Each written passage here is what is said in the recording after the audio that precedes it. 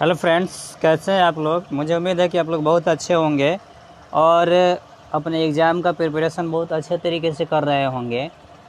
जैसे कि हम लोग इस चैनल पे पेपर 2 जो होता है सीटेट पेपर 2 6 to 8 के लिए, उसके लिए एक साइंस का एनसीईआरटी मैराथन क्लासेस चला रहा था मैं, जिसमें 2 सीरीज़ अभी तक बन चुके हैं, 2 वीडियो उसका बन चुका है। उसका लिंक मैं डिस्क्रिप्शन में दे दूँगा। अगर आपने देखा नहीं है तो उसको जाके आप देख सकते हैं। जो रीट के एग्ज़ाम में भी और फिर सीटेट या ईपीटेट या टीचिंग एग्ज़ाम जितने भी हैं, स्टेट के जितने भी एग्ज़ाम टीचिंग एग्ज़ाम है, उसमें ये काफ़ी हेल्पफुल रहेगा। उसी का सीरीज चल रहा था साइंस का पेपर 6 to 8 के लिए। तो आपने उस वीडियो को देखा ही होगा। अगर आपने उस वीडियो को नहीं देखा होगा तो उसका लिंक मैं दे दूंगा, आप जाके वहाँ पे इस वीडियो को आप देख सकते हैं। और पीडीएफ आने के लिए आप टेलीग्राम चैनल पे जो जाएगा, टेलीग्राम चैनल का लिंक भी डिस्क्रिप्शन में अवेलेबल होगा। तो मैं आरके पाल आरपी सीटेट पॉइंट में आपका स्वागत करता हूं। और इस वीडियो में हम लोग साइंस से रिलेटेड चीज़ें उसी को कंटिन्यू करेंगे, उसी सीरीज़ को हम लोग कंटिन्यू करते आगे जाएंगे। तो चलिए बिना देरी किए हुए क्लास को शुरू करते हैं। इसमें पहला पॉइंट हमारा जो है ना, वो है अम्ल और क्षारक। पहला पॉइंट जो है अम्ल और क्षारक, इससे काफ़ी इम्पोर्टेंट ये चैप्टर है, टॉपिक है, और इससे काफ़ी ज़्यादा क्वेश्चन आते हैं। सीटेट में भर के क्वेश्चन आते हैं। प्रीवियस ईयर में भी इसके क्वेश्चन दिए हुए हैं। और ये एक इम्पोर्टेंट पॉइंट है, अम्ल और क्षारक, एसिड एंड बेस। तो इसको जानते हैं है क्या ये।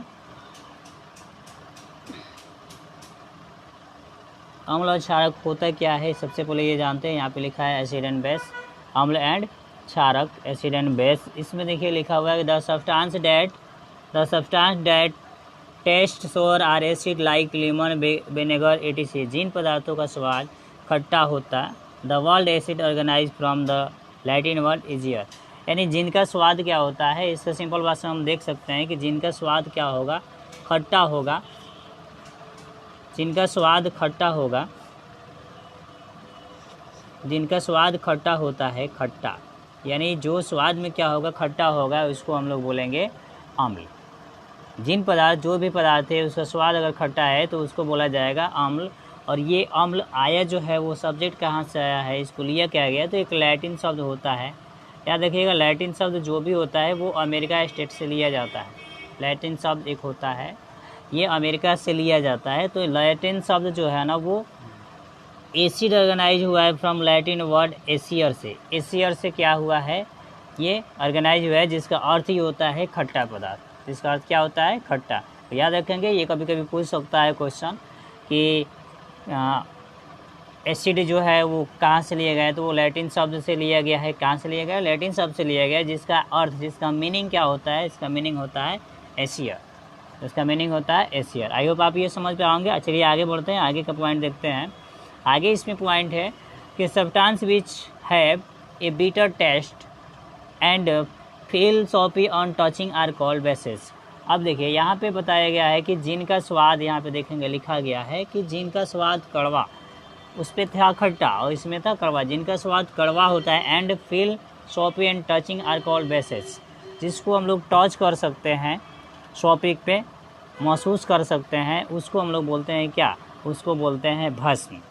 उसको बोला जाएगा भस्म, बेस बोला जाएगा, उसको बेसेस कहा जाएगा, भस्म बोला जाएगा। ठीक है। ये अम्ल जो क्या था, अम्ल था, वो उसका स्वाद खट्टा होगा, जैसे नींबू हो गया, लीमन हो गया, ये जितने भी चीज़ें थे ये सब क्या, वो थे आपके अम्ल। और भस्म क्या होगा, जिसका स्वाद है, ऐसे पदार्थ, ये भी एक पदार्थ ही होता है, लेकिन इसका स्वाद क्या होता है, कड़वा होता है। इसका स्वाद क्या होगा, इसका स्वाद कड़वा होता है, इसका स्वाद कड़वा होगा। और इसी को हम लोग क्या कहेंगे, बेसेस कहेंगे। यहाँ पर नीचे लिखा है कि without testing the substance to without testing the substance to tell whether it is acid or base, a special substance are used for we are called indicator। मतलब एक ऐसा पदार्थ होता है, एक ऐसा चीज़ होता है, ऐसा डिनोटर होता है, इंडिकेटर होता है, जिससे हमको पता करना होता है कि हाँ कैसे पता करेंगे, उसके लिए मौसम के थ्रू कैसे पता करेंगे या स्वाद के थ्रू कैसे पता करेंगे वो एसिड है कि बेस है। तो उसके लिए स्पेशल सब्सटेंस होता है, एक स्पेशल सब्सटेंस उसके लिए यूज किया जाता है, जिसको हम लोग कहते हैं इंडिकेटर सूचक, विच आर कॉल्ड इंडिकेटर सूचक। यानी वैसा यंत्र या वैसा पदार्थ जिससे अम्ल और भस्म का पता लगाया जा सकता है। यानी स्वाद में उसका स्वाद से भी पता लग सकता है, उसके अलावा भी अगर स्वाद पता ना हो, मौसम में पता करना हो तो कैसे पता करेंगे, तो उसके लिए इंडिकेटर होता है जो बताता है कि ये एसिड है या ये बेस है, सूचक होता है। इसी में एक चीज़ है जैसे हल्दी, टर्मेरिक है। Litmus is extend from lichen, जैसे लाइकेन का एक पौधा होता है जिसमें एक पत्र पाए, उससे पत्ती पाए तो उसको हम लोग लिटमस पत्र कहते हैं। तो हल्दी जो है वो टर्मेरिक वो सूचक का काम करता है। इस तरह से देखेंगे गुड़हल की पंखुड़ियाँ जो है वही है, because petals are some uncommon natural indicator. इसमें क्या पाया जाता है, नेचुरल इंडिकेटर पाया जाता है, ठीक। इसमें पेटल्स पाए जाते हैं, और गुड़हल की पंखुड़ियाँ जो होती है उसमें पेटल्स पाए जाते हैं। तो उसमें नेचुरली क्या होता है, कॉमन पाया जाता है इंडिकेटर, जिससे हम लोग को पता चल सकता है। लेकिन वही हल्दी में हो गया तो लिटमस पत्र पे हम क्या करेंगे, लीचेन का पत्र लेंगे तो उस पर हल्दी टर्मेरिक पता चल जाए कि वो सूचक का वर्क करता है वहाँ पे, ठीक है। देखिए नीचे फिर लिखा है अगला पॉइंट, देखिए litmus when added to acidic solution turn blue, litmus to red and basic turn red to blue. ये देखिए लिटमस पत्र जो होगा, लिटमस पेपर जो होगा वो क्या होगा, अगर एसिड होगा, जैसे ही उसको हम लोग एसिडिक सॉल्यूशन में डालेंगे तो वो क्या हो जाएगा, ब्लू हो जाएगा, नीला हो जाएगा, और नीला से रेड हो जाएगा। लेकिन अगर बेस में डालेंगे तो वो रेड से ब्लू हो जाएगा, यानी उसका कलर चेंज हो जाएगा। अगर अम्ल है, अम्लीय विलयन में डालते हैं तो वो क्या होगा, वो blue to B to red. इसको सिंपल कर सकते हैं B to red, B to R, यानी B to blue to red में क्या होता है, कन्वर्ट हो जाते हैं वो, और लिटमस पेपर जो होता है वो कन्वर्ट कर देता है। लेकिन इसके अपोजिट अगर बेस है, अगर बेसिक है कोई चीज़ बेस है, तो इसमें क्या उल्टा हो जाएगा, अपोजिट हो जाएगा, रेड टू ब्लू हो जाएगा, अपोजिट हो जाएगा, एक दूसरे के ये अपोजिट हो जाता है। आई होप ये समझ पाए होंगे। आगे देखते हैं, इसी में आगे पॉइंट जो है वो लिखा है कि turmeric turn red A basic solution and remain same in acidic. Turmeric जो होता है वो बेसिक सोल्यूशन में क्या होता है, वो रेड हो जाता है, यानी वो वास्मिक होता है। सेम एसिडिक में भी होता है, यानी कलर उसका जो होगा सेम होगा, भस्म में भी वैसे ही होगा और इसमें भी वैसे ही होगा। Such solution which do not change to colour of the red and blue litmus paper are called natural solution. ये क्या होता है, कुछ चीज़ ऐसे होते हैं, सोल्यूशन ऐसे होते हैं जिसका कलर क्या होता है, चेंज नहीं होता है, जैसे उसमें कलर चेंज हो जाता है। लेकिन कुछ सब्सटेंस ऐसे होते हैं, कुछ बिलियंस ऐसे होते हैं जिसमें लिटमस पत्र को प्रेजेंट रहते हुए भी वो उसका कलर चेंज नहीं होता है। जैसे रेड तो रेड रहेगा, ब्लू है तो ब्लू ही रहेगा, वो चेंज नहीं हो सकता है, उसको हम लोग नेचुरल सोल्यूशन कहेंगे, ठीक, प्राकृतिक विलयन कहेंगे। जैसे में शुगर है, इसका कलर क्या होता है, चेंज नहीं हो पाता है, कोई भी पेपर ला के रख दें इसमें, लेकिन उसका कलर जो होता है वो चेंज नहीं होता, तो ये नेचुरल सोल्यूशन होता है, ठीक है। इसी में आगे देखेंगे, यहाँ पे दिखाएगा, पता कैसे चलेगा कि क्या क्या है और एसिडिक कौन कौन है, इसको देखेंगे। तालिका जो होगा ना काफ़ी इंपॉर्टेंट होगा। तो सबसे पहले हम लोग ध्यान देते हैं कि उदासीनीकरण क्या है, न्यूट्रलाइजेशन क्या है। तो यहाँ पे देखिए लिखा है कि the reaction between and acid and base called neutralisation. मतलब एसिड ए टू बी, आप सिंपल संकेत में इसको समझ सकते हैं, संक्षिप्त में ए टू बी है, इसके बीच में जो रिलेशन होगा, आर्बिट्रेरी रिलेशन आर होगा, उसको हम लोग न्यूट्रलाइजेशन कहेंगे, उदासीनीकरण कहेंगे। This process salt, new substance and water are produce along with the release of heat. जैसे हम लोग क्या करते हैं, हम लोग का NaCl यानी साल्ट, साधारण नमक जो होता है, इसकी प्राप्ति उसी तरह से होती है। इसमें एक एसिड होता है, एक बेस होता है। जैसे यहाँ पे दिया है देखिए HCl, उसका रिएक्शन आप समझेंगे कैसे प्राप्त करते हैं हम लोग। जैसे HCl दिया है प्लस NaOH दिया है, तो HCl हमारा क्या हो गया, ये एसिड हो गया, अम्ल हो गया, हाइड्रोक्लोरिक अम्ल हो गया, और इसमें सोडियम हाइड्रोक्साइड मिलाया गया NaOH, ये क्या हो गया हमारा बेस हो गया। ये एसिड हो गया, ये बेस हो गया। जब दोनों मिलेंगे तो मिलकर रिएक्ट करेंगे तो क्या बनाएंगे, सोडियम क्लोराइड बनाएंगे और वाटर प्रेजेंट करेंगे, यानी NaCl और साधारण नमक और जल, ये दोनों चीज़ रिलेट करते हैं, प्रोड्यूस करते हैं। इसी को हम लोग क्या कहते हैं, उदासीनीकरण कहते हैं। ये पूरा प्रोसेस जो होता है उसको हम लोग क्या कहते हैं, न्यूट्रलाइजेशन कहते हैं। यानी हमारा साधारण नमक अगर हम प्राप्त करते हैं तो वो हमारा न्यूट्रलाइजेशन से प्राप्त होता है। साधारण नमक हमारा जो प्राप्त होगा वो किस मेथड से प्राप्त होगा, न्यूट्रलाइजेशन से प्राप्त होगा। तो आप यहाँ पे देख सकते हैं कि इस तरह से हम निर्माण करते हैं। अब इसी में एक तालिका है जो काफ़ी इंपॉर्टेंट है, उसको हम लोग देखते हैं। कौन कौन किसमें क्या पाया जाता है, कौन से अम्ल पाए जाते हैं, ये काफ़ी इंपॉर्टेंट है। ये तालिका को आप याद रखेंगे, इससे एक न एक क्वेश्चन बन ही जाएंगे। जैसे यहाँ पे लिखा हुआ है नेम ऑफ एसिडिक और फाउंड इट, वो किस में मिलता है। तो सबसे पहले लिखा है एसिटिक एसिड। एसिटिक एसिड किस में मिलता है, विनेगार में मिलता है, ठीक है। फॉर्मिक एसिड ये किस में मिलता है, एंट में मिलता है, एंट स्टाइक में मिलता है। यानी फॉर्मिक अम्ल जो मिलता है किस में, चिट्टे में मिलता है। एसिटिक विग्नोर में मिलता है। उसके बाद से लिखा है काइट्रेटिक एसिड, ये सिट्रिक एसिड किस में पाया जाता है, तो ये पाया जाता है, देखिए citric fruit such as orange, lemon etc, यानी जितने भी खट्टे पदार्थ होते हैं उसमें पाया जाता है सिट्रिक एसिड। याद रखेंगे, कभी कभी लीमन वाला पूछता है, लीमन्स में कौन सा एसिड पाया जाता है, तो वो सिट्रिक एसिड पाया जाता है। इसके बाद से लैक्टिक एसिड कहाँ पाया जाता है, तो वो कॉर्ड में पाया जाता है। लैक्टिक एसिड कहाँ पाया जाएगा, कॉर्ड यानी दही में। इसके बाद से होता है ऑक्जेलिक एसिड कहाँ पाया जाता है, तो वो स्पॉन्ज में पाया जाता है। फिर इसके बाद से है एस्कोर्बिक एसिड, एस्कॉर्बिक एसिड किस में पाया जाता है, यानी विटामिन सी भी इसको बोलते हैं। विटामिन सी में क्या पाया जाता है, तो आंवला, सिट्रस फ्रूट जो होता है उसमें, और आंवला जो होता है उसमें पाया जाता है एस्कॉर्बिक एसिड या विटामिन सी, इसको हम लोग कहेंगे। नेक्स्ट है टैट्रिक एसिड, वो किस में पाया जाता है, तो देखिए टर्मल, ग्रेप्स, यूनिरिप, मैंगो etc, ये जितने होते हैं इसमें पाया जाता है टैट्रिक एसिड। तो आई होप ये समझ होंगे, ये काफ़ी इंपॉर्टेंट है, ये काफ़ी इंपॉर्टेंट है तालिका। अब देखते हैं कि बेस किस में पाया जाता है। इस तालिका को इसलिए मैं थोड़ा सा ध्यान से ही बता रहा हूँ। इसमें बेस में देखिए all the acid mentioned above occur in nature. देखिए नेम ऑफ बेस, कहाँ पाया जाता है, कैल्शियम हाइड्रोक्साइड, ये लाइम वाटर में पाया जाता है, ठीक है, लाइम वाटर में पाया जाएगा कैल्शियम हाइड्रोक्साइड। अमोनियम हाइड्रोक्साइड ये किस में पाया जाएगा, विंडोज क्लीनर, मतलब खिड़की में जो क्लीनर लगाया जाता है उसमें पाया जाता है। उसके बाद से सोडियम हाइड्रोक्साइड, पोटेशियम हाइड्रोक्साइड किस में पाया जाएगा, सॉप में पाया जाएगा। साबुन जो होता है ना उसमें पाया जाता है सोडियम हाइड्रोक्साइड और या पोटेशियम हाइड्रोक्साइड, दोनों पाया जाता है। फिर है मैग्नीशियम हाइड्रोक्साइड, ये मिल्क ऑफ मैग्नीशियम में पाया जाता है, जिसको हम लोग मिल्क ऑफ मैग्नीशियम जिसका उपयोग हम लोग पेट में अगर HCl की मात्रा ज़्यादा हो जाती है तो उससे हमको बन जाता है क्या, एसिडिटी बनता है। याद रखेंगे ये पॉइंट, ठीक है, एसिडिटी बनता है, जिसके लिए हम लोग एसिडिटी को दूर करने के लिए हम लोग एसिडिटी जो होता है एसिडिटी को दूर करने के लिए हम लोग उपयोग करते हैं किसका, ये मिल्क ऑफ मैग्नीशिया का। Milk of magnesia calcium oxide होता है उसको बोलते हैं, मिल्क ऑफ मैग्नीशिया का उपयोग हम लोग करते हैं। तो जैसे ही एसिड से ये बेस क्या होता है, मिलता है, तो जैसे एसिड से बेस मिलेगा वो क्या होगा, उसको न्यूट्रलाइजेशन कर देगा और फिर वो गैस का मात्रा जो होता है वो ख़त्म हो जाता है। इसके अलावा एक और आप जानते होंगे, इसके जगह पे इनो में इसको आसानी से पाया जा सकता है।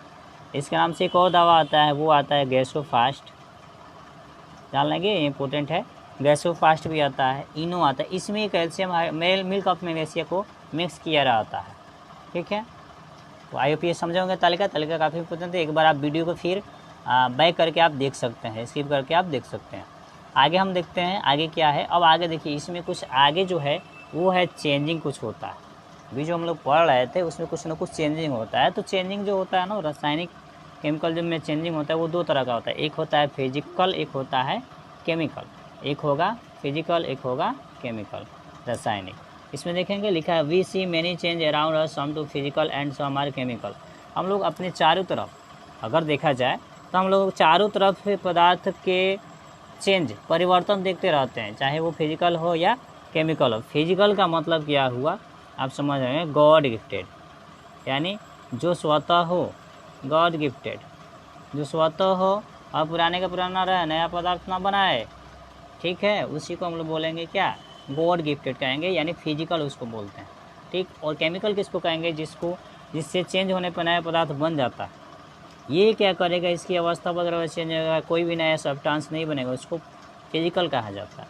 लेकिन केमिकल में क्या होता है, हम चेंज कर सकते हैं, ठीक है। अब देखिए यहाँ पे लिखा है paper can cut into pieces but can not B री अटैच। जैसे मान लीजिए सिंपल है कि अगर पेपर को हम लोग कट दिए, पीस में काट दिए हैं, पेपर आपका रखा हुआ है, अगर मान लीजिए कि ये आपका सिंपल पेपर है, ठीक है, पेपर को हम क्या किए, पीस वाइज इस तरह से क्या किए, कट कर दिए, तो पेपर को हम कट कर सकते हैं। लेकिन अगर चाहें कि जो कटा हुआ पेपर है इसको हम री अटैच कर दें तो क्या होगा, नहीं होगा, नहीं हो सकता है। कोई कह रहा है similarly with chalk powder falling from a blackboard chalk can not be formed again. इसी तरह से आप देख सकते हैं कि चौक जो होता है बोर्ड पे, ब्लैक बोर्ड पे लिखते हैं तो वो चूरन के रूप में क्या होता है, नीचे गिर जाता है, फिर उस चूरन से हम लोग चौक को बना नहीं सकते हैं। तो ये जो होगा वो कौन सा होगा, ये फिजिकल चेंज हो जाएगा। Change water into ice into water, here we see in any charge in state और फिजिकल प्रॉपर्टी। यही क्या है, जैसे फिर बर्फ़ है तो बर्फ़ चेंज हो गया किसमें, वाटर में, तो वाटर, बर्फ़ से फिर वाटर हम नहीं बना सकते हैं। We see there only change in there state, ये सब क्या है, इसके स्टेट है। अभी हम लोग जो भी देख रहे थे ये टोटल क्या थे, स्टेट थे, ठीक है। इसी को हम लोग कहते हैं फिजिकल प्रॉपर्टीज़ के कारण, ठीक है। ये फिजिकल प्रॉपर्टीज़ के कारण होता है, इसका फिजिकल प्रॉपर्टीज है, फिजिकल गुण है, यानी इस तरह के चेंज जो होंगे उसको हम लोग कहेंगे फिजिकल चेंज। अब इसमें चेंज क्या क्या होगा, तो like shape, size, colour. Change इसमें क्या क्या होता है, shape, size, colour. And no new substance, इसी में है एंड नो न्यू सब्सटेंस। और इसमें क्या होता है, न्यू सब्सटेंस यहाँ पे बनेगा नहीं, न्यू सब्सटेंस बनेगा नहीं। तो फाइनली यहाँ पे जो डिफिनीशन है वो लिखा है कि and no new substance is formed and generally this change are reversible are called physical change. यानी वैसा चेंज जो क्या हो, जिसमें ना ही शेप चेंज हो, ना ही साइज, ना ही कलर, और ना ही उसमें क्या चेंज हो, ना ही कोई न्यू सब्सटेंस का मैड हो, निर्माण हो, जनरली उसको हम लोग कहेंगे, ये चेंज जो होता है रिवर्स होता है, इसको हम लोग कहेंगे फिजिकल चेंज। आप समझ गए, ये क्वेश्चन दे सकता है कि इवोपरेशन क्या है, कौन सा चेंज है, इवोपरेशन जो है कौन सा चेंज, तो वो केमिकल हो जाएगा। जैसे पेड़ का बढ़ना, तो पेड़ बढ़ जाएगा तो कटेगा नहीं, आदमी का बढ़ना ये बढ़ जाएगा तो फिर वो छोटा नहीं होगा, क्योंकि ये क्या है, ये सब फिजिकल चेंज है। भले साइज चेंज हो सकता है, कलर चेंज हो सकता है, शेप चेंज हो सकता है, लेकिन उसका प्रॉपर्टी जो है नया सब्सटेंस नहीं बनेगा, वही रह जाता है, ठीक है। तो इसको फिजिकल चेंज कहा जाता है। फिजिकल चेंज के एग्जांपल यहाँ पे आप कुछ दिया है, आप फिगर से देख सकते हैं, यहाँ पे फिगर में दिखाया हुआ है फिजिकल चेंज का।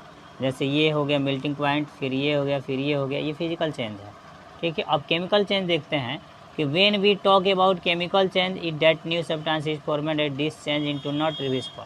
मतलब वो कोई भी चीज़ है, नया चीज़ में क्या हुआ, नया सब्सटेंस बन गया, वैसा चेंज जो नया सब्सटेंस जब बन गया और फिर उसको हम लोग रिवर्स नहीं कर सकते हैं। लेकिन फिजिकल में क्या रिवर्स हो सकता है, तो रिवर्स हम लोग नहीं कर सकते हैं, वैसे चेंज को हम लोग क्या कहेंगे, केमिकल चेंज कहेंगे, वैसे चेंज को केमिकल चेंज कहा जाएगा। Let us understand chemical change with example, ठीक है। ये सब इसके एग्जांपल है, ठीक है। अब आगे इसी में देखेंगे, इसी में आगे जो है वो है धातु एवं अधातु। इसका कुछ रुकिए, देखिए इसका एग्जांपल देखिए, एग्जांपल यहाँ पे छूटा हुआ है, इसका एग्जांपल कुछ है, यहाँ पे PDF इधर उधर हो गया है, मैं अभी आपको बताता हूँ।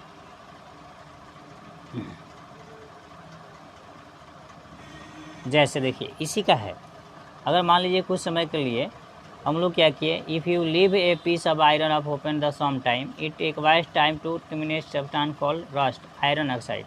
मतलब कोई चीज़ है, मान लीजिए कोई चीज़ है, मैग्नीशियम हो गया, ऑक्सीजन हो गया, इसको हम लोग गर्म किए, कुछ देर तक हीट किए, हीट करेंगे तो ये मैग्नीशियम ऑक्साइड बन जाता है। लेकिन मैग्नीशियम ऑक्साइड ये क्या हुआ, नया पदार्थ बन गया ना एक, तो ये केमिकल चेंज है। जैसे मैग्नीशियम ऑक्साइड हो गया, जल हो गया, ये मैग्नीशियम हाइड्रोक्साइड बन जाता है, मैग्नीशियम हाइड्रोक्साइड बन जाएगा, तो ये भी क्या हो गया, एक केमिकल चेंज हो गया, ठीक है। उस तरह से फिर आगे दिया है इसमें कि here new substance is formed, here new substance is formed magnesium hydroxide which is basic natural change in limit litmus to blue. ये नेचुरल चेंज है।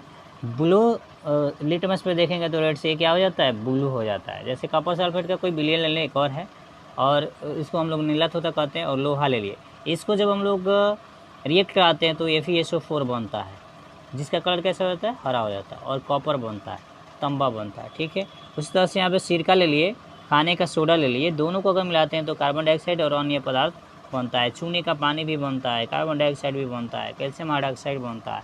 तो ये एक बार जो पदार्थ चेंज हो गए, एक बार जो पदार्थ चेंज हो जाते हैं, ये फिर पुनः उससे दूसरा चीज़ नहीं बनाया जा सकता। ये था, इसी में अभी आगे है और देखेंगे यहाँ पे PDF इधर उधर हो गया है मिस्टेक से, जिसने बनाया है इधर उधर हो गया। यहाँ पे देखिए अभी उसी के बारे में दिखाया है, change burning of any substance. कोई भी पदार्थ जलता है उसको हम लोग क्या कहते हैं, केमिकल चेंज। उसका एग्जाम्पल है, कोई भी अगर मेटर जलना स्टार्ट किया उसको क्या है, वो केमिकल चेंज है। जैसे heat is always produce with burning. जैसे ही हम लोग मान लीजिए कि कोई चीज़ जलना स्टार्ट हुआ, यहाँ पे जलना कोई चीज़ स्टार्ट हुआ, तो ये क्या करेगा, हीट देगा, हीट देगा, ऊष्मा देता है। और ऊष्मा देगा तो यहाँ पे क्या होगा, कुछ ना कुछ चेंजिंग होगा। ठीक है, तो एक्सप्लोशन होगा with burning. Explosion free also is chemical change in which gases when heat etc, heat sound heat etc। यानी ये गैस हो गया, साउंड हो गया, हीट हो गया, इसमें जो भी चेंजिंग होगा वो कौन सा चेंज होगा, याद रखेंगे, वो केमिकल चेंज होगा। रिलीज, वो रिलीज करता है। ठीक है, food made by plants also contain chemical reaction. जैसे फूड बनता है, फूड प्लांट अपना फूड कंटेन करते हैं, वो भी क्या है, केमिकल चेंज है। ठीक है, digestion is also chemical reaction. जैसे हम लोग डाइजेशन करते हैं वो भी क्या है, केमिकल रिएक्शन है। This chemical change, all this chemical change, ये जितने हम आपको दिखाई दिए ये सब क्या है, केमिकल चेंज है। अभी यहाँ पे और लिखा है कि ए लेयर क्रोमियम और zinc can also applied on the iron. The process of adding layer of zinc over the iron called galvanisation. Zinc की परत चढ़ाने का क्रम यसद लेपन या विद्युत लेपन, इसको हम लोग कहते हैं। मतलब कोई चीज़ है, कोई मेटर है, अगर रस्ट पकड़ लिया है तो उसमें हम लोग लेयर चढ़ा देंगे क्रोमियम का या जिंक का, तो ये अप्लाइड करता है आयरन पे। हाँ, आयरन पे अगर हम जिंक का लेयर चढ़ा दिए या क्रोमियम का लेयर चढ़ा दिए तो उस पूरे प्रोसेस को हम लोग बोलेंगे गैल्वेनाइजेशन, या हिंदी में इसको आप जान लीजिए, जिंक की परत चढ़ाने का काम यसद लेपन या विद्युत लेपन कहलाता है। फिर नीचे लिखा है stainless steel is made by mixing carbon in iron and metal such as chromium, nickel and magnet. देखिए ये क्या होते हैं, जब भी हमको किसी चीज़ पे स्टेनलेस स्टील जो बनता है वो उसमें मिक्स रहता है कार्बन, आयरन और क्रोमियम भी रहता है, निकेल भी रहता है। ये सारे चीज़ क्या रहते हैं, प्रेजेंट रहते हैं।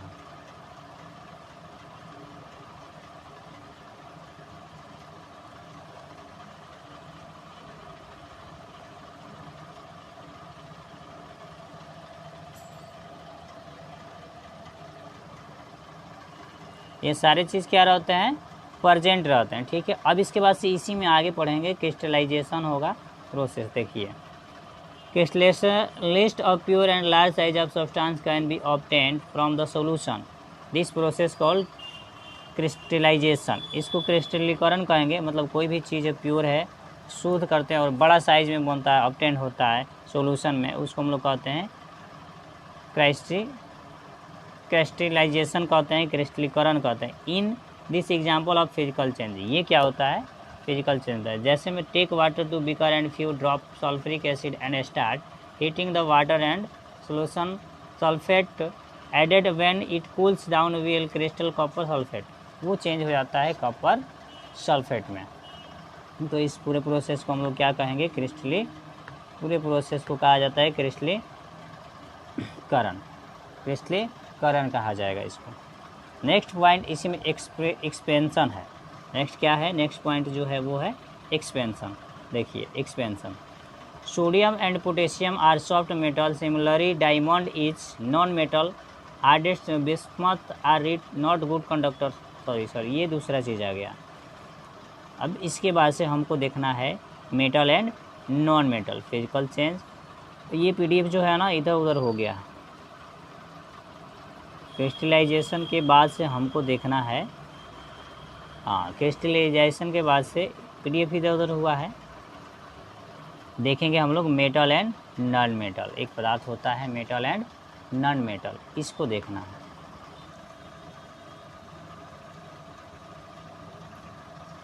आगे हम लोग को जो पढ़ना है वो पढ़ना है पदार्थ धातु एवं अधातु, धातु एवं अधातु, मेटल एंड नॉन मेटल, यही पढ़ना है। तो देखिए यहाँ पे लिखा हुआ है कि we have seen many substance, some are metal and some are non metal and you can identify with substance metal and non metal by their characteristics physical और केमिकल।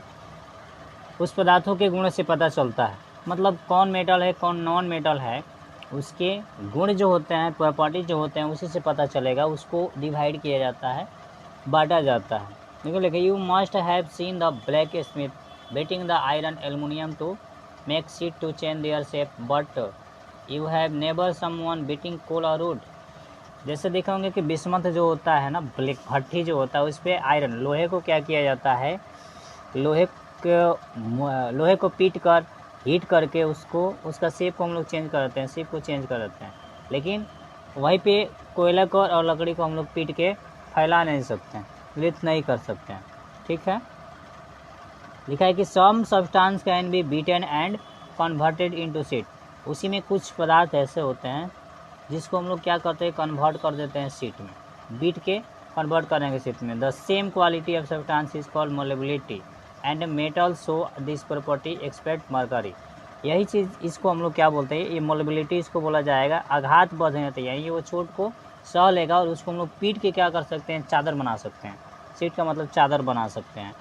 ठीक, ये क्वालिटी होता है किस चीज़ का, ये मोलेबिलिटी होता है और ये मेटल को शो करता है। ये प्रॉपर्टी जो होता है मेटल को शो करता है, जैसे में मरकरी को छोड़ के। ठीक है, मरकरी अपवाद में हो जाता है, बाकी ये मेटल के प्रॉपर्टी को दिखाता है। फिर नीचे लिखा है कि some substance like copper gold can be pulled or stretched and converted into wires called ductility and his property show by metal.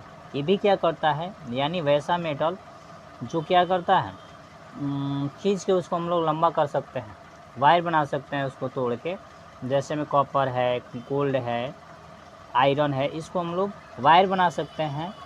तो वायर बना सकते हैं यानी खींचा जा सकता है। तो उस पूरे प्रोसेस को हम लोग कहते हैं तन्यता, डक्टिलिटी कहा जाता है। और ये प्रॉपर्टी भी क्या होता है, मेटल का शो करता है।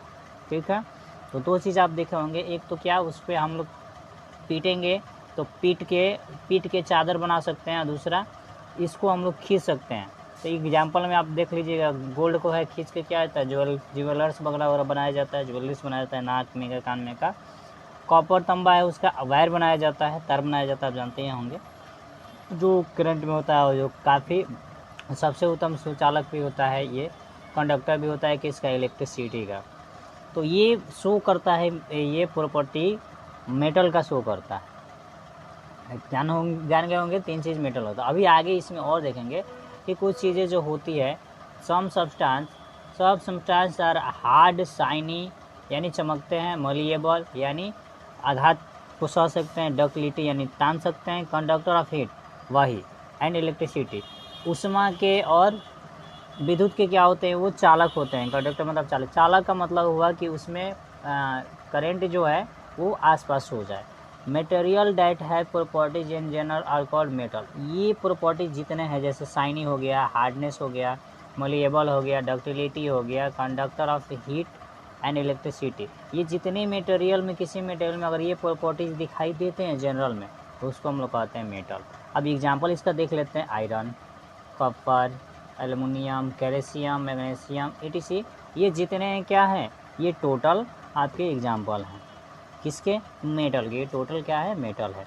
और नॉन मेटल में क्या होता है, उसका अपोजिट हो जाता है। जैसे लिखा है some substance so opposite properties, इसके उल्टा, यानी हार्डनेस नहीं होगा, वो क्या होगा, मुलायम होगा, आसानी से मतलब टूट जाएगा, शाइनी नहीं होगा। सिर्फ हीरा जो होता है उसमें चमक पाया जाता है और ग्रेफाइट में चमक पाया जाता है, वो अपवाद में होता है, डायमंड एंड ग्रेफाइट। ठीक है, उसमें पाया जाता है, बाकी सब में नहीं पाया जाता है चमक। मोलिएबल हो गया, डक्टिलिटी हो गया, कंडक्टर नहीं रहेगा, ये बैड कंडक्टर होगा हीट का एंड इलेक्ट्रिसिटी का, उसको हम लोग क्या कहेंगे, नॉन मेटल कहेंगे। सेम इसका ऊपर जितना मेटल का जितना प्रॉपर्टीज है उसका अपोजिट हो जाएगा इसमें, उसको हम लोग नॉन मेटल कहेंगे। इसमें एग्जांपल में देख सकते हैं sulphur, carbon, oxygen, phosphorus, etc। यानी हम जिससे सांस लेते हैं जिससे वो क्या है, नॉन मेटल है। कार्बन काफ़ी इंपॉर्टेंट रोल अदा करता है, वो भी क्या है, नॉन मेटल है। फास्फोरस पौधे में काफ़ी इसकी ज़रूरत होती है न्यूट्रिएंट्स में, ये भी क्या होता है, नॉन मेटल होता है। तो मेटल और नॉन मेटल आप समझ चुके होंगे। अब इसी में आगे देखेंगे प्रॉपर्टीज, इसी का मेटल और नॉन मेटल का प्रॉपर्टीज है। जैसे देखिए यहाँ पे वो इसका फिजिकल प्रॉपर्टीज था, देखिए उसके बाद से इसका केमिकल प्रॉपर्टी देखेंगे हम, वो जितने देखे वो क्या था, वो टोटल इसका मेटल एंड नॉन मेटल का फिजिकल प्रॉपर्टीज था। क्या था, फिजिकल प्रॉपर्टीज था। ठीक, इसको तो हम देख चुके हैं। अब देखिए इसमें एक यहाँ से देखना है एक्सपेंशन क्या होता है, उसके बाद से फिर इसका केमिकल प्रॉपर्टीज पढ़ेंगे, उसके बाद से इस पॉइंट के बाद ये क्लास ओवर होगा। देखिए एक्सपेंशन है sodium and potassium and soft metal. देखिए उसमें सोडियम होता है, पोटेशियम जो होता है वो क्या होता है, सॉफ्ट मेटल होता है।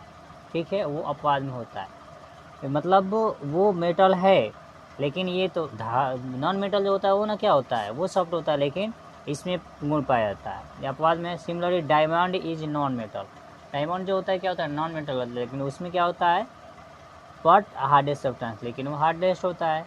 ठीक, bismuth and lead are not good conductor but they are metal.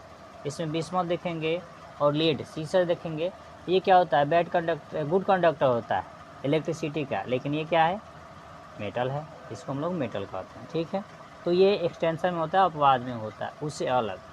अब देखिए इसका केमिकल प्रॉपर्टीज देखना है मेटल एंड नॉन मेटल का। तो देखिए reaction with oxygen, metal react with oxygen to from metal oxide and basic in nature, while non metal also from non metal oxide and acidic in nature. मतलब metal क्या करेगा, अगर oxygen से react करेगा तो वो मेटलिक ऑक्साइड बनाएगा और नेचुरली वो क्या होगा, बेसिक होगा। ठीक है, अगर नॉन मेटल क्या होता है, ऑल्सो नॉन मेटल ऑक्साइड बनाता है और एसिडिक नेचर के वो होता है। मतलब बेसिक नेचर का कौन होगा, मेटल होगा, यानी मेटल अगर ऑक्सीजन के साथ रिएक्ट करता है तो मेटलिक ऑक्साइड बनाएगा, और नॉन मेटल अगर रिएक्ट करता है तो वो नॉन मेटेलिक एंड एसिडिक उसका नेचर होगा, बेसिक उसका नेचर होगा। ठीक है, अब आइए नीचे इसको देखते हैं, इक्वेशन से देखते हैं कैसे होगा। यहाँ पे देखिए लिखा हुआ इक्वेशन, देखिए आयरन, ऑक्सीजन, जल। ठीक है, ये इसको अगर हम मिलाते हैं तो क्या इंक्रीज करके क्या बनता है, FeO2 which from iron oxide Fe2O3 का निर्माण करता है। ठीक है, फिर मैग्नीशियम में ऑक्सीजन है, ये मिलेगा तो क्या मैग्नीशियम ऑक्साइड फॉर्मेट करेगा। ठीक है, दी मैग्नीशियम रिबन अल्कलाइन क्षारीय बेसन, देखिए इसी में जब ये बन रहा था तो इसमें कह रहा है कि द मैग्नीशियम रिबन, मैग्नीशियम का फीता जो होता है वो द मैग्नीशियम रिबन अल्काइन क्षारीय बेसिक होता है उसका in nature by dissolving the S obtained by burning. लेकिन उसको हम लोग कुछ चीज़ें ऐसे होती है जिसको हम लोग जलाते हैं तो वो क्या होता है, बेसिक हो जाता है, एसिडिक होते हुए भी बेसिक हो जाता है। जैसे में मैग्नीशियम रिबन है, यानी मैग्नीशियम का फीता जो उसको जैसे ही बर्निंग करेंगे या डिसॉल्विंग करेंगे, डिसॉल्विंग होगा वो, तो वो बर्निंग करना स्टार्ट हो जाएगा, जैसे जलाएंगे तो वो डिसॉल्व हो जाएगा, मतलब घुल जाएगा।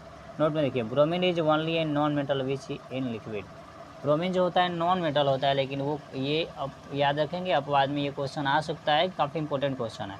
यहाँ पे देखिए ब्रोमीन जो है ना क्या होता है, नॉन मेटल होता है, लेकिन उसमें लिक्विड, नॉन मेटल है लेकिन वो लिक्विड फॉर्म में पाया जाता है।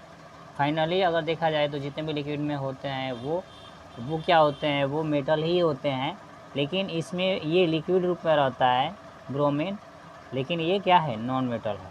ठीक है, अब आगे एक यहाँ पे चीज़ देखिए लिखा गया है, जब कॉपर के बर्तन को लंबे समय तक नम वायु में खुला रखा जाता है, नम वायु मतलब खुला में, उस पर एक हल्का भूरा परत जम जाता है। क्या करते हैं, जब उसको पानी मिलेगा नमी में, यानी छोड़ देंगे कॉपर के बर्तन को, यानी तांबा का जो बर्तन है, तो उस पर क्या होता है, एक हल्का सा परत जम जाता है, लेयर जम जाता है। यह हरा पदार्थ कॉपर ऑक्साइड, कॉपर हाइड्रोक्साइड और कॉपर कार्बोनेट का मिश्रण होता है। तो ये किस में क्या निर्माण कर लेता है, वो कॉपर हाइड्रोक्साइड और कॉपर कार्बोनेट का मिश्रण हो जाता है, जिसका दिया यह है यहाँ पे पिक्चर। ये कॉपर हो गया, जल हो गया और carbon dioxide oxygen. Non by इसी को बोलेंगे, कार्बन डाइऑक्साइड और ऑक्सीजन मिल गया, और नॉन मतलब पानी भी उसमें प्रेजेंट है, यानी जल भी प्रेजेंट है, तब कॉपर मिला। तो ये सब मिल के क्या बनाएगा, CuOH बनाएगा, कॉपर हाइड्रोक्साइड बनाता है और कॉपर कार्बोनेट बनाता है। ठीक है, ये याद रखेंगे। ये मेटेलिक था। अब आगे देखेंगे ऑक्सीजन से क्या था। एक मिनट, विथ ऑक्सीजन। फिर आगे वाला पॉइंट भी है, उसी में है अभी। ऑक्सीजन से अगर सल्फर को कराते हैं तो क्या होगा, तो सल्फर को अगर रिएक्ट कराते हैं तो the reaction between sulphur and oxygen will produce sulphur dioxide.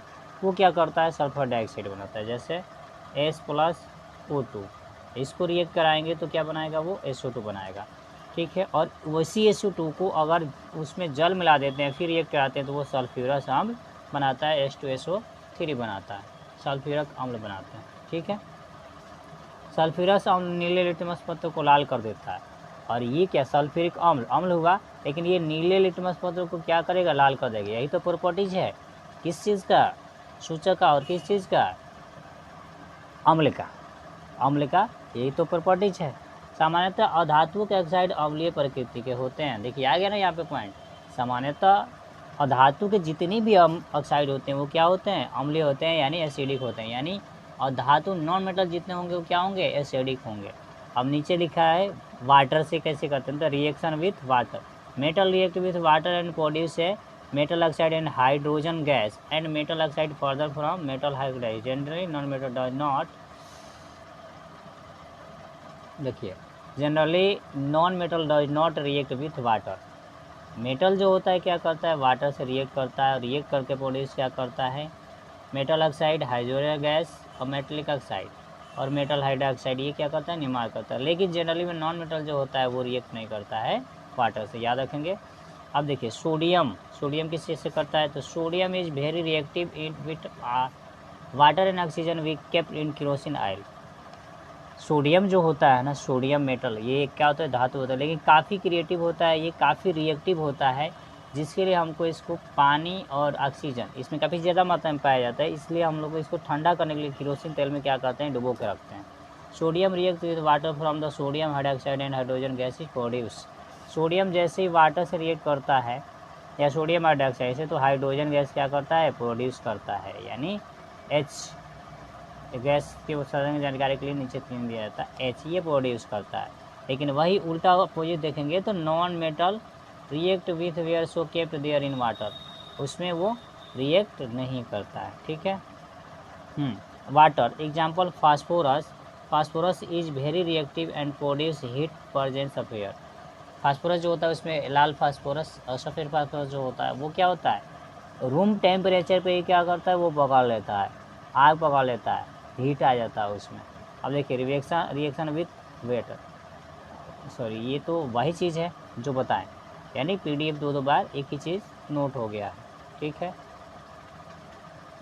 ठीक है, फास्फोरस वाला। फिर देखिए, फिर वाटर से देखेंगे तो ये तो बता ही दिए ऊपर, और ये हाइड्रोजन गैस प्रोड्यूस करता है, ये भी बता दिए। अब यहाँ पे इसका रिएक्शन हम नहीं देखे थे, तो इसका रिएक्शन देख लेते हैं कि कैसे होता है। जैसे metal react with acid from salt and hydrogen gas which born pop sound. जब मेटल क्या होगा, मेटल में जैसे हाइड्रोजन गैस जलता है ना, तो वो पॉप की आवाज़ साउंड सुनाई देता है। जैसे ही जलाएंगे हाइड्रोजन गैस को तो पॉप का साउंड सुनाई देगा। एक क्वेश्चन आ सकता है कि जब हाइड्रोजन गैस को बर्निंग किया जाता है, जलाया जाता है या रिएक्ट करता है वो किससे, एसिड से या साल्ट से, तो कौन सा साउंड निकलता है, तो वो पॉप साउंड निकलता है। ठीक है, और इसी में एग्जांपल में देखते हैं gold, silver, platinum generally non metal do not react acid and base. उसी में गोल्ड है, सिल्वर है, प्लेटिनम है, ये नॉन मेटल होते हुए भी रिएक्ट नहीं करता है एसिड एंड बेस से सामान्य रूप से, लेकिन उसमें केवल एक ही चीज़ वो रिएक्ट करता है। ठीक है, पॉप के जैसा साउंड होता है।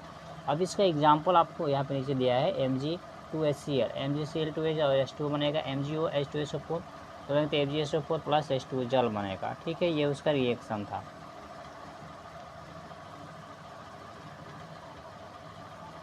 ये बता चुके हैं। अब एक ये आप समझ चुके होंगे कि किस किस धातु से ये क्या करेगा, रिएक्ट करेगा, और कौन से मेटल और नॉन मेटल रिएक्ट कर रहे हैं, कौन नहीं कर रहे हैं, ये चीज़ हम आपको बता दिए, ये समझ में आया होंगे। अब इसी में हम आगे देखते हैं तो आगे एक चीज़ दिया है विस्थापन अभिक्रिया, डिस्प्लेसमेंट रिएक्शन, ये इस टॉपिक का लास्ट पॉइंट होगा। इसको जान लेते हैं है क्या ये। देखिए ये है one metal displaces another metal from this compound acquired solution a material react with solution more reactive. मतलब एक मेटल से ज़्यादा अगर मिल गया, दूसरा मेटल मिल गया, तो वो क्या होता है, एक्वायर्ड होता है सॉल्यूशन में और रिएक्ट करता है, मोर रिएक्टिव होता है। जैसे हम यहाँ पे देखिए copper sulphate, zinc, blue colour का कॉपर सल्फेट होता है, तो ये बनाया जाएगा, जिंक सल्फेट बना देता है और कॉपर बना देता है रेड। और ये जिंक सल्फेट जो होता है कलरलेस हो जाता है। उस तरह से जिंक सल्फेट और तांबे के छीलन है तो इसको मिलेंगे तो FeSO4 बनाएगा और तांबे की छीलन बनाता है। ठीक है, अभी यहाँ पे एक तालिका दिया गया है जो काफ़ी क्या है इंपॉर्टेंट है। एक मिनट इसमें नीचे देख लेंगे कि कौन कौन मेटल आयन होता है। बोरान, सिलिकॉन, जर्मेनियम, आर्सेनिक इत्यादि, ये जितने होते हैं ना क्या होते हैं, मोलिएबल होते हैं। अब यहाँ पे एक आपको तालिका दिया गया है जो काफ़ी इंपॉर्टेंट है एग्जाम में, उसे यहाँ से क्वेश्चन आते हैं, इसको ध्यान से समझेंगे हम लोग। चलिए देखते हैं। सबसे पहला जो है मोस्ट रिएक्टिव है, कौन कौन ज़्यादा होता है, लीस्ट रिएक्टिव कौन किससे होता है। जैसे पोटेशियम है, पोटेशियम क्या होता है, सबसे ज़्यादा रिएक्टिव होता है। फिर सोडियम है, सबसे ज़्यादा रिएक्टिव होता है। कैल्शियम है, सबसे ज़्यादा रिएक्टिव होगा। मैग्नीशियम है, सबसे ज़्यादा रिएक्टिव होगा। एल्युमिनियम है, सबसे ज़्यादा रिएक्टिव होगा। कार्बन है, सबसे ज़्यादा रिएक्टिव होगा। उससे जिंक, उससे कम आयरन, उससे कम टिन, उससे कम लेड, उससे कम हाइड्रोजन, उससे कम कॉपर, उससे कम सिल्वर, उससे कम गोल्ड, उससे कम प्लेटिनम। देखिए ये तीर चिन्ह ऊपर की तरफ जो दिखाई दे रहा है यानी प्लेटिनम, इससे ज़्यादा प्लेटिनम हो गया। तो प्लेटिनम से ज़्यादा रिएक्टिव कौन होगा, सबसे कम ये हो गया प्लेटिनम, और सबसे अधिक कौन हो गया, पोटेशियम। याद रखेंगे, सबसे अधिक कौन, पोटेशियम, और सबसे कम लीस्ट रिएक्टिव कौन होगा, वो होगा प्लेटिनम। अब देखिए नीचे से अगर ऊपर जाते हैं तो रिएक्टिविटी जो है वो क्या होगा, बढ़ते जाएगा। लेकिन ऊपर से अगर नीचे आते हैं तो रिएक्टिविटी जो होगा लीस्ट रिएक्टिव होगा, यानी कम रिएक्टिव होगा, ऊपर ज़्यादा रिएक्टिव होगा। ठीक है, आई होप आप तालिका समझ पाए होंगे। ये आता है, अगर दे दिया, मान लीजिए क्वेश्चन ही दे दिया कि पोटेशियम और सोडियम में कौन रिएक्टिव है ज़्यादा, तो कौन रिएक्टिव ज़्यादा होगा, तो पोटेशियम होगा। यहीं पे अगर दे दिया कि Ag और Pt यानी प्लेटिनम में और गोल्ड में सिल्वर में कौन ज़्यादा रिएक्टिव है, तो Ag है और प्लेटिनम नहीं है। ठीक है, तो इस टाइप का क्वेश्चन ये दे सकता है। तो इस आई होप ये समझे होंगे। आई होप आपको ये वीडियो अच्छा लगा होगा, ये क्लास बहुत ही अच्छा लगा होगा। आई होप सब चीज़ सारी चीज़ें आपको समझ में आया होगा। मैं अपना 100% आपको दिया, काफ़ी मेहनत करना पड़ता है। अगर आपको वीडियो अच्छा लगा है तो वीडियो को लाइक ज़रूर कर दें, ज़्यादा से ज़्यादा इसको शेयर कर दें। और अगर और इसके अलावा आप ये कर सकते हैं, चाहें तो वीडियो को शेयर ज़्यादा से ज़्यादा करें ताकि जो भी सीट टेट की तैयारी करते हैं उनको फ़ायदा मिल जाए। और ये चीज़ आप कर सकते हैं, ये आपके अगर वीडियो अच्छा लगा हो तो चैनल को क्या करेंगे, सब्सक्राइब कर देंगे, लाइक भी कर दीजिएगा और ज़्यादा से ज़्यादा शेयर इसको कीजिएगा। और वीडियो आपको अच्छा ही लगा होगा, फिर हम मिलेंगे नेक्स्ट वीडियो में। और एक चीज़ और है कि हमारे टेलीग्राम चैनल से आप जुड़ जाइए। इसका PDF अगर आपको चाहिए तो PDF वहाँ पे प्रोवाइड करा दिया जाएगा। वो टेलीग्राम का लिंक डिस्क्रिप्शन में रहेगा, और ये इसका जो प्ले लिस्ट बना हुआ है वो आप जाके आसानी से देख सकते हैं। तो